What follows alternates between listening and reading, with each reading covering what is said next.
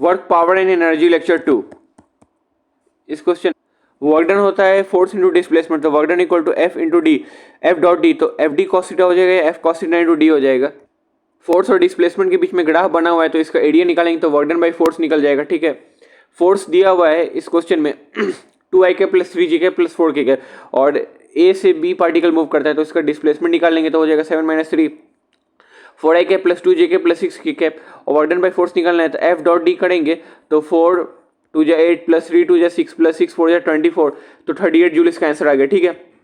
अब इस क्वेश्चन में work done by variable force निकालना है तो एफ वेक्टर हो जाएगा एफ एक्स आई cap plus F Y J cap plus F Z के कैप और डी एस वेक्टर हो जाएगा डी एक्स आई cap plus D Y J cap plus D Z के कैप। तो वर्क डन में variable force निकालना है तो हो जाता है integration of F dot D S मतलब integration of F X D X plus integration of F Y D Y plus integration of F Z D Z. ठीक है, और डी एस वेक्टर जो है वो समय सेम रहता है। जैसे एग्जाम्पल इस क्वेश्चन में एफ वेक्टर दिया हुआ है 2x आई cap plus Y J cap plus 3z square K cap और ए से बी पार्टिकल मूव करता है तो वर्क डन बाई फोर्स ए से बी तक हो जाएगा integration of 2x dx plus integration of y dy plus integration of 3z square dz और ए वाला पॉइंट जो है वो लोअर लिमिट में आ जाएगा और बी वाला पॉइंट अपर लिमिट में आ जाएगा। जैसे x वाला 1 से लेके 4, y वाला 2 से लेके 7, 3 वाला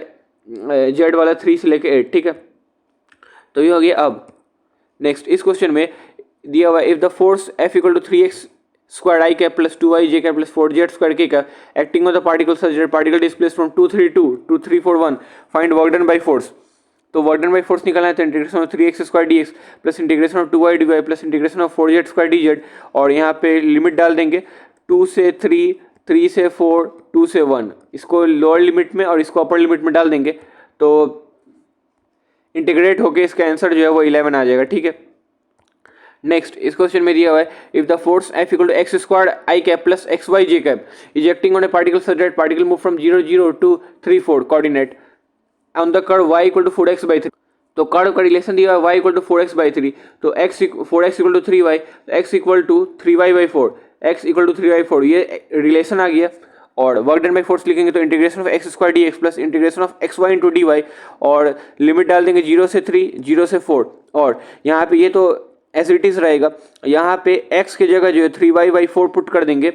तो आंसर आ जाएगा 9 + 16 = 25 जूल। ठीक है, तो इसमें यही इंपॉर्टेंट था कि x = 3y/4 रिलेशन निकालना था कर्व का, तभी इसमें डाल पाते। ठीक है, नेक्स्ट अभी इस क्वेश्चन में F फोर्स जो दिया हुआ है -20x या -20x आई कैप तो वर्क डन बाई फोर्स निकालना है जब पार्टिकल x = 2 से 4 जाता है तो इंटीग्रेशन ऑफ -20x dx 2 से लेकर 4 तक तो वो जो है सॉल्व करके -120 जूल इसका आंसर आ जाएगा। ठीक है,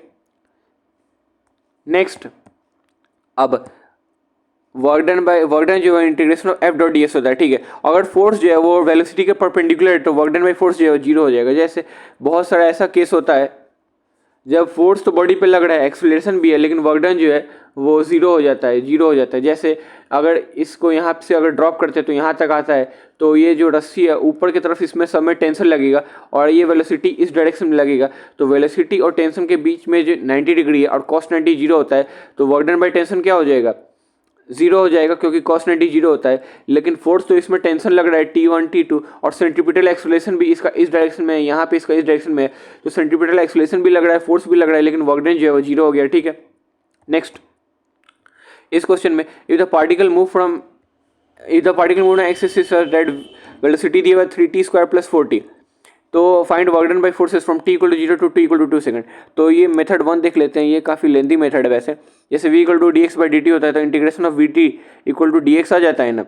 वैसे यहाँ पे वर्क डन निकालना है तो इंटीग्रेशन ऑफ f dx होता है तो dx की जगह f यहाँ पे v dt लगेंगे तो वेलोसिटी को इंटीग्रेट करेंगे तो वेलोसिटी है 3t स्क्वायर प्लस 4t तो एक्सेलरेशन आ जाएगा, इसको इंटीग्रेट करने पे 60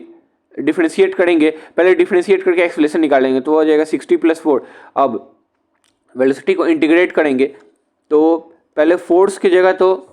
ma लिख लेंगे मतलब मास इंटू एक्सेलरेशन, तो मास है 2 kg इंटू एक्सेलरेशन तो फोर्स आ गया 2Lt + 8 तो फोर्स आ गया 2Lt + 8 और v dt करना है तो 3t square plus 4 into D T तो इसको सॉल्व करेंगे तो 400 आता है, इसको सॉल्व करने पे 400 आंसर आता है। और मेथड 2 है, मेथड 2 को ही अप्लाई करेंगे जब भी निकालना होगा कि टाइम 0 पे वेलोसिटी 0 काइनेटिक एनर्जी 0 हो जाएगा, टाइम 0 पे काइनेटिक एनर्जी 0 हो जाएगा और टाइम 2 सेकंड पे वेलोसिटी क्या हो जाएगा मतलब टाइम जीरो पे पहले वेलोसिटी जीरो हो जाएगा, टाइम जीरो पे वेलोसिटी जीरो हो जाएगा, इसलिए काइनेटिक एनर्जी निकालेंगे तो half into mass into zero square, तो काइनेटिक एनर्जी जीरो हो जाएगा। और टाइम 2 सेकंड पे वेलोसिटी हो जाएगा 3t स्क्वायर प्लस 40 है, तो 3 इंटू 4 12 प्लस 4 इंटू 2 8, 12 प्लस 8 20 आ गया। तो काइनेटिक एनर्जी फाइनल वाला निकालेंगे तो हाफ इंटू 2 इंटू 20 स्क्वायर, तो 400 आ गया। Therefore work done by all forces जो है वो आ जाएगा change in kinetic energy equal to 400 minus zero, तो 400 जूल इसका आंसर आ गया। तो ये कितना आसानी आ गया, तो इसी को प्रेफर करेंगे, ये काफ़ी लेंदी मेथड है और टाइम टेकिंग मेथड है, ठीक है।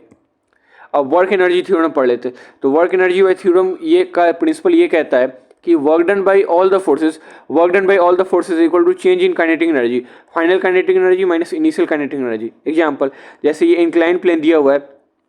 यहाँ पे एम मास का ब्लॉक है, ये अभी रेस्ट पे है, और यहाँ पे आ जाता है और इसका फाइनल वेलोसिटी जो है वो वी एफ है, और ये एल लेंथ जो है आगे बढ़ता है, और इसका हाइट यहाँ पे एच दिया हुआ है। तो काइनेमेटिक्स से अगर सॉल्व करेंगे तो V square equal to U square plus 2s, और इंक्लाइन प्लेन में इस डायरेक्शन में इसका एक्सप्लेशन जो है वो जी साइन थीटा होता है, ये एनएल में देख चुके हैं। तो V F square equal to 0 square plus 2 G sine theta L, मतलब फाइनल वेलोसिटी का स्क्वायर आ गया G 2g sine theta L. तो काइनेटिक एनर्जी निकालेंगे तो half into M into 2gl sine theta, तो mgl साइन थीटा आ जाता है, और ट्रिग्नोमेट्री लगाएंगे तो l sine theta equal to h आ जाएगा। और इसको ऐसे भी सॉल्व कर सकते हैं कि work done by total force जो 10 डेल्टा के ई हो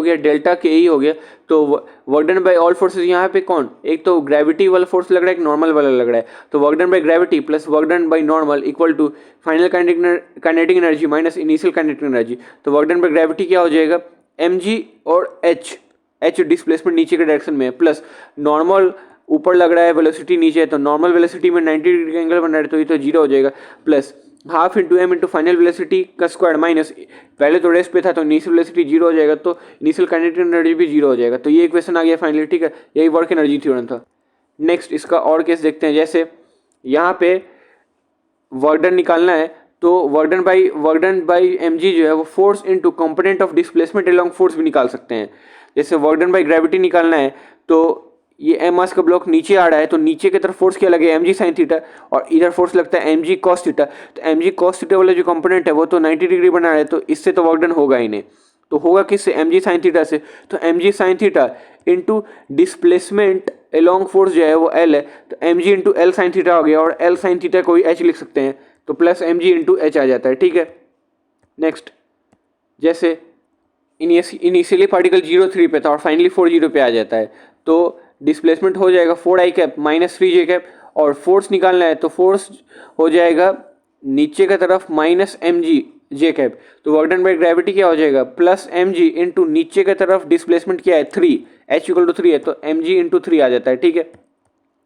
अब ये समझना है कि डिस्प्लेसमेंट जो है वो पाथ इंडिपेंडेंट होता है, तो जैसे ये h हाइट से अगर ड्रॉप करेंगे किसी पार्टिकल को नीचे आता है, तब भी वर्क डन बाय ग्रेविटी जो है प्लस एम जी एच होगा, क्योंकि फाइनल डिस्प्लेसमेंट जो है h है। किसी h हाइट के टावर से अगर इसको प्रोजेक्टाइल जैसा फेंक लेते हैं तब भी वर्क डन बाय ग्रेविटी जो है वो एम जी एच आएगा। किसी h हाइट के टावर से ऊपर की तरफ फेंक देते हैं तब भी इनिशियल पॉइंट ये है, फाइनल पॉइंट ये है, तो वर्क डन बाय ग्रेविटी जो है प्लस एम जी एच ही आएगा। किसी इंक्लाइन पर से एम मास का जो ब्लॉक है उसको नीचे आ जाता है फाइनली, तो यहाँ भी एम जी एच ही इसका वर्क डन बाय ग्रेविटी होगा। किसी यू वेलोसिटी से प्रोजेक्टाइल जैसा फेंक लेते हैं तो फाइनली यहाँ तक आता है, तो मतलब किससे है, डिस्प्लेसमेंट से। तो इनिशियल ये है, फाइनल ये है, डिस्प्लेसमेंट तो एच है ना, तो वर्क डन बाय ग्रेविटी जो है प्लस एम जी एच ही हो जाएगा। और ये स्प्रिंग वाले केस में इनिशियल यहाँ पे है, फाइनल यहाँ पे है, तो ये एच अगर आर है तो एम जी एच यहाँ भी वर्क डन बाय ग्रेविटी हो जाएगा। तो यही समझना है कि एम जी इंटू एच जितना डिस्प्लेसमेंट है उसको सीधे सीधे यहाँ पे लिख लेना है। जैसे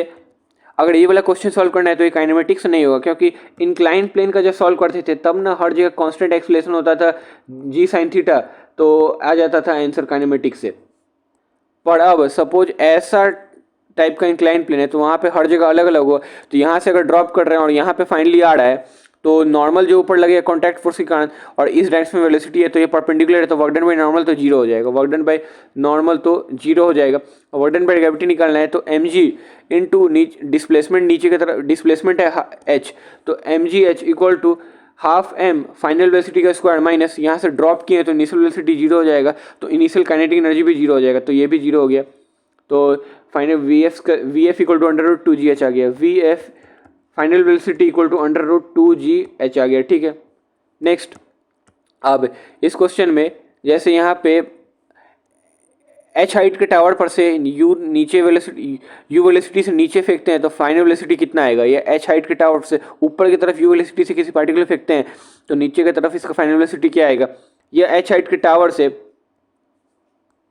प्रोजेक्टाइल जैसा फेंकते हैं तब फाइनल वेलोसिटी क्या आएगा, या एच हाइट के टावर से यू को एंगल थीटा विथ हॉरिजॉन्टल फेंकते हैं तो फाइनल वेलोसिटी क्या आएगा। तो सारे ही केस में वर्क डन जो है वो आएगा चेंज इन काइनेटिक एनर्जी, और यहाँ पे वर्क डन बाई ग्रेविटी जो है वो हो जाएगा प्लस एम जी एच, क्योंकि सबके केस में डिस्प्लेसमेंट एच है, डिस्प्लेसमेंट एच है, ये इंपॉर्टेंट फैक्टर है। और फाइनल वेलोसिटी हो जाएगा half M V F square minus initial velocity सब में यू है तो हो जाएगा half M U square. Half M U square यहाँ पे ड्रॉप नहीं किया है तो यहाँ पे वेलोसिटी है इनिशियल यू, तो काइनेटिक एनर्जी इनिशियल भी हो जाएगा हाफ एम यू स्क्वायर, तो V F square equal to U square plus 2gh आ जाएगा। Similarly as V square equal to U square plus 2s, और यहाँ पे जो वी एफ है ये स्पीड है, ये ध्यान रखना है कि ये स्पीड है, ये वेलोसिटी नहीं है, स्पीड है, ठीक है। अब इस जैसे ये काइनेमेटिक्स वाला क्वेश्चन देख लेते हैं, मोशन इन प्लेन वाला कि 100 मीटर पर सेकंड से किसी वेलोसिटी को फेंकते हैं, 37 डिग्री एंगल बना रहा है हॉरिजॉन्टल से, तो एक्स में इसका कंपोनेंट जोड़ेंगे तो एक्स में वेलोसिटी हो जाएगा 80 और वाई में हो जाएगा 60, और यहाँ पे जब आएगा फाइनली ग्राउंड पे जब टकराएगा तो इसका हॉरिजॉन्टल में वेलोसिटी हर जगह सेम रहता है, तो यहाँ 80 है, यहाँ भी 80 हो जाएगा, और टाइम ऑफ फ्लाइट इसका 16 सेकंड है, मतलब एस और एक्सेलेरेशन 10 है, तो एक ऊपर की तरफ वाई में इसका वेलोसिटी 16 है, इसका मतलब 1 सेकंड में वेलोसिटी 10 कम होता है, तो 16 सेकंड में 160 कम होगा, तो 16 सेकंड के बाद इसका नीचे आ जाएगा वेलोसिटी 100, तो फाइनल वेलोसिटी को वेक्टर फॉर्म में लिखेंगे तो 80 आई कप माइनस 100 जे कप आ गया, और इसका मैग्नीट्यूड निकालना है तो √80 स्क्वायर प्लस 100 स्क्वायर, तो √16400 आ जाता है।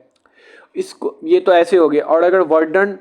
वर्क पावर एनर्जी के मेथड से सॉल्व करेंगे वर्क एनर्जी थ्योरम से, तो M G H equal to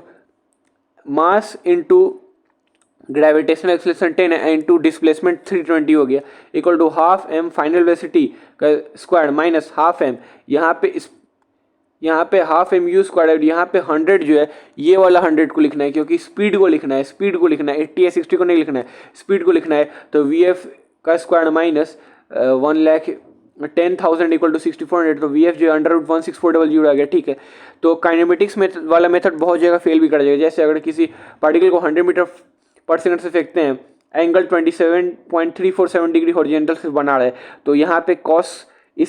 इतना कॉस थीटा और साइन थीटा का वैल्यू तो इस केस में नहीं निकाल पाएंगे, इसलिए